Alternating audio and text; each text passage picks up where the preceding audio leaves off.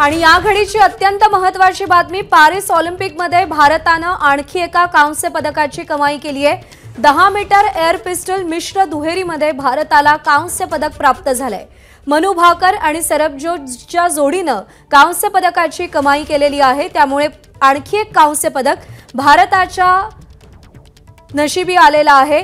10 metre air pistol मिश्र दुहेरीमध्ये भारताला कांस्य पदकाची आशा होती आणि शेकडो करोडो भारतीयांची ही आशा मनु भाकर आणि सरबजोतने फळास आणलेली आहे। एकाच ऑलिम्पिक स्पर्धेमध्ये 2 पदक जिंकणारी मनु भाकर ही पहिली भारतीय खेळाडू ठरलेली आहे।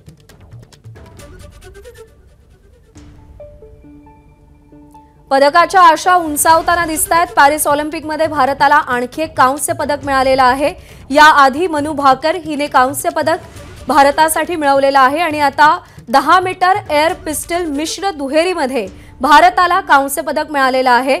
मनु भाकर आणि सरबजीत हे दोघे जण तिसऱ्या क्रमांकावर होते आणि त्यामुळे भारताला कांस्य पदकाची अपेक्षा होती आणि करोडो भारतीयांची ही अपेक्षा पूर्ण झाली आहे। मनु भाकर आणि सरबजोतच्या जोडीने कांस्य पदकाची कमाई केली आहे, तर मनु भाकरच्या नावावर एका विक्रमाची नोंद झाली आहे। एकाच ऑलिम्पिक स्पर्धेमध्ये 2 पदक जिंकणारी मनु भाकर ही पहिली भारतीय खेळाडू ठरली आहे। विजय साळवी आपले प्रतिनिधी सध्या आपल्या सोबत आहेत। विजय, अत्यंत अभिमानाचा तेवढाच आनंदाचा हा क्षण पुन्हा एकदा भारतीयांच्या वाट्याला, आणि माझ्यासाठी तर जास्त आहे, कारण मी उद्याच्या नेमबाजांबरोबर हा विजय साजरा करतोय। राष्ट्रीय स्मारक जे स्वातंत्र्यवीर सावरकर राष्ट्रीय स्मारक आहे त्याच्या रायफल रेंजवर, एअर रायफल रेंजवर मी आहे। प्रशिक्षक विश्वजित शिंदे माझ्यासोबत आहेत आणि हे सगळे या राष्ट्रीय स्मारक स्वातंत्र्यवीर राष्ट्रीय स्मारकचे नवे नेमबाज यांच्या समवेत हा विजय साजरा करतोय। विश्वजित, मनु भाकरनं या पॅरिस ऑलिम्पिकमध्ये एक मोठा इतिहास घडवलाय। 2 पदकं मिळवणारी भारताची पहिली कुठलीही खेळाडू असेल आणि ती नेमबाज असावी, हे तुमच्यासाठी अभिमानास्पद आहे। निश्चितच तुम्हाला काल पण दिसलं होतं की मनु भाकर एवढा कॉन्फिडन्स होता की ती मेकअप करूनच आली होती आणि ती जिंकून दाखवला। आज पण ती पूर्ण तयारीत होती, आज पण आम्हाला माहिती होतं, पण सरबजीत सिंगची मला जरा भीती वाटली, पण आज तर सरबजीत सिंग चांगला उजवा खेळला, सर्व शॉट्स त्यांनी चांगले 10 मारले आणि आज तुम्ही पाहिलं की आपण अगदी चांगली लीड घेतली होती। थोडंसं कट टू कट कॉम्पिटिशन झाली, पण finally we were the winner in spite of the Korea being our opponent who were strong team. We beat them and we won it. आपण जिंकलो त्यांना हरवून, यात मला खूप आनंद वाटतोय, कारण आजची कॉम्पिटिशन जरा टफ होती। थोडा भीती वाटत होती की कोरिया काय करेल। काल ती चॅम्पियन होती, इंडिव्हिज्युअल चॅम्पियन, आणि तो मुलगा पण चांगला शूटर होता। सो आपल्याला काहीतरी टफ फाईट मिळणार, पण फायनली इंडिया डिड इट आणि both the shooters Manu Bhaker and thanks to our coach also who gave the last tip at right time. Vishwajit, काय सांगता येईल, कारण मनु भाकर सातत्यानं चांगलं कामगिरी बजावत होती, पण टोकियो ऑलिम्पिकमध्ये तिला आपल्या नावाला लौकिकाला साजेसा परफॉर्मन्स देता आला नाही। पण तीच मनु भाकर पुन्हा एकदा तिचा जुना प्रशिक्षक जसपाल राणाकडे गेली आणि एक नवा चमत्कार घडवला। एका गुरुचं योगदान काय असतं त्याच्या शिष्याच्या कामगिरीमध्ये? निश्चितच जसपाल राणा हा खूप मोठा शूटर होता, त्याला स्वतःला कॉन्फिडन्स होता, त्याला शूटिंगचं संपूर्ण अगदी इंटरिम ज्ञान होतं आणि त्यापेक्षा सर्वात महत्त्वाचा म्हणजे त्याच्याकडचा जो ॲग्रेसिव्हपणा आहे तो त्याच्या शूटर्समध्ये इतका चांगला घालतो की ते शूटर्स असे बनतात की ते काही तुम्ही पाहिलं असाल, जसपालने ज्युनियर टीमला शिकवायला सुरुवात केली आणि ज्युनियर टीमला सीनियर टीमला इंडियाच्या हरवलं, सगळ्या आर्मीवाल्यांना डिफीट करून, आणि आमची ती सीनियर टीम झाली। नंतर त्यांनी वर्ल्ड चॅम्पियनशिप आणि वर्ल्ड कपमध्ये ह्याच ज्युनियर मुलांना, मग तो सौरभ चौधरी असो, हे छोटी मनु भाकर असो, अशा सगळ्या अभिषेक असो, या सगळ्यांनी इतक्या वर नेलं की त्यांना वर्ल्ड चॅम्पियन बनवलं। आणि मग थोडे दिवस आपल्याला जसपाल बाहेर गेला काही कॉन्ट्रोवर्सीमुळे, पण पुन्हा आणि त्यावेळेला असं झालं होतं की अचानकपणे नवीन कोच आणि नवीन वेगळ्या पद्धतीचा कोच, शांत कोच। मी हे म्हणत नाही की Raunak is not a good coach, he is a good coach, but the way of ते शिकवण्याची जी पद्धत असते ती बदलली, शिकवण्याची जो अप्रोच असतो तो बदलला होता। आणि मग शेवटी आता पुन्हा एकदा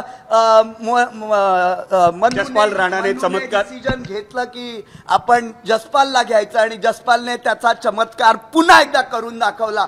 एक नव्हे तर 2 मेडल आज ऑलिम्पिक्सला मिळाले आणि तिसरंही कुठे जाणार नाही, कारण तिसऱ्या इव्हेंटमध्ये तर जसपालचा इव्हेंट आहे. विश्वजित, मनू आणि सरबजोत या दोघांनी या ब्रॉन्झ मेडलच्या पर्यंत मजल मारली होती, पण ब्रॉन्झ मेडलच्या या मॅचमध्ये जर टेक्निकली बघायचं झालं आणि एक सिनियर नेमबाज म्हणून तू त्याचं विश्लेषण कसं करशील? सरबजोत आज बऱ्यापैकी शांत होता, त्यांनी खूप सुंदर पद्धतीने शूटिंग केली आणि मनूने पण छान केलं. पण जेव्हा शेवट जवळ आला तेव्हा कुठेतरी मनू ढेपाळताना दिसली तुम्हाला आणि 8 मनूकडून येणं म्हणजे एकदम शॉकिंग होतं. तुम्ही तिचा चेहरा बघितला असेल तर तिला एकदम असं वाटत होतं की मनू एकदम घाबरली की काय. पण त्या वेळेला अचूक टायमाला आपल्या कोचने टाइम ऑफ घेतला, तिला जाऊन काहीतरी तिला कान मंत्र दिला, तिला पुन्हा एकदा जोश आणला आणि नंतर मनूने पुन्हा 2-10 मारून मॅच फुल केली. हा तुम्ही सगळ्यांनी बघितला. आज यश आपलं आहे. मला वाटतं या पिढीला काय मिळालंय याच्यातून हे आपल्याला समजून घ्यायला हवं. मनू भाकर तुझ्यासाठी आता किती मोठी आयडॉल आहे? खूप मोठी आयडल आहे.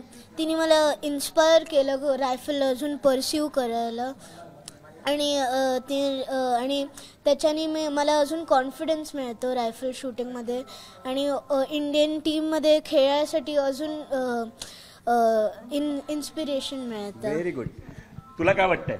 मला खूप छान वाटतं की कोणीतरी आपल्या देशातून फायनली जिंकतंय आणि मला इन्स्पिरेशन पण येतं की कधीतरी मला पण असंच खेळायचं आहे ऑलिम्पिक्समध्ये आणि जिंकायचं. हे खऱ्या अर्थानं महत्वाचं आहे, कारण मनू भाकर नुसती जिंकली नाही तर तिने पुढच्या पिढीला एक प्रेरणा दिली आहे की त्यांना देखील आता ऑलिम्पिक पदक जिंकायचं आहे. राखी सामंत पश्चिम रेल्वेची नेमबाज आपल्या समोर आहे. राखी, एक महिला म्हणून मनू भाकरचं यश किती महत्वाचं आहे, कारण अंजली भागवत, सुमा शिरूर यांच्याबरोबर तू शूटिंग केलंयस. अंजली भागवतने याची कुठेतरी सुरुवात केली होती, सुमानं त्याच पावलावर पाऊल ठेवलं. 20 वर्ष प्रतीक्षा करावी लागली, पण पुन्हा एका महिला नेमबाजानं केवळ फायनल नाही गाठली आहे तर 2-2 पदकं मिळवली आहेत. अंजली आणि सुमा दोघी फायनलला होत्या, पण त्यांना मेडल मिळालं नव्हतं. तर त्यामुळे हे एका मुलीला हे मेडल मिळतं हे खूपच म्हणजे आपल्या भारताच्या शूटिंग एरिनामध्ये ही खूप महत्त्वाची गोष्ट आहे. आणि मला वाटतं अजून मनूची पण एक मॅच बाकी आहे, आपल्या 3 पोझिशनच्या मुली खेळायच्या आहेत. तर ह्यांच्यासाठी पण हे एक स्फूर्तिदायक ठरेल आणि पुढची आणखीन मेडल आपल्याला मुली मिळवून देतील अशी मला नक्कीच आशा वाटते. भारतात एक मळभ आलं होतं, कारण गेले 2 ऑलिम्पिक नेमबाजांना, ज्यांच्याकडनं आपल्याला खात्री असते पदकांची, त्यांना गेले 2 ऑलिम्पिक पदकं मिळत नव्हती. पण या पॅरिस ऑलिम्पिकमध्ये कमाल केली आहे ती मनू भाकरनं. लागोपाठ 2 कांस्य पदकं जिंकली आहेत आणि म्हणूनच पॅरिस ऑलिम्पिकमध्ये भारताची पदकाची जे खजिना आहे, खातं जे आहे ते सातत्यानं वाढताना आपल्याला दिसतंय. आणि म्हणूनच ही पुढची पिढी जी नेमबाजांची आहे ती या मनू भाकरकडे आता आदर्श म्हणून पाहते. कॅमेरा पर्सन कृष्णा खापरेसह विजय साळवी, एबीपी माझा, मुंबई.